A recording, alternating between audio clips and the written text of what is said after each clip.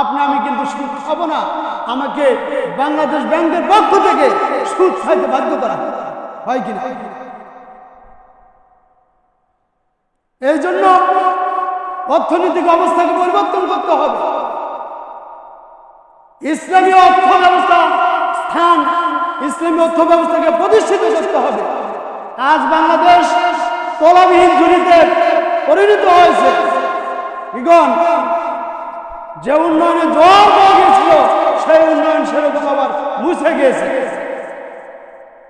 আমাদেরকে যদি ইসলামের মধ্যে পূর্ণভাবে প্রবেশ করতে হয়, আমাদেরকে মুসলিম হিসেবে যদি বেঁচে থাকতে হয়, সুদ মুক্ত জীবনযাপন করতে হবে। তার কারণ সুদের 72 থেকে 73টা গুনাহ রয়েছে। কতগুলো গুনাহ? 72 থেকে 73টা গুনাহ হয় যে ব্যক্তি সুদ খায় আর সুদ দেয়।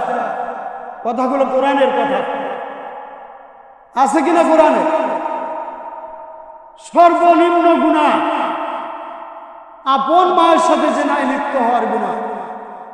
এটা কোনো মুমিন, কোনো মুসলমান এই গুনাহ করতেই পারে না, কিন্তু বাধ্য হয়ে আমাদেরকে খাওয়ানো হচ্ছে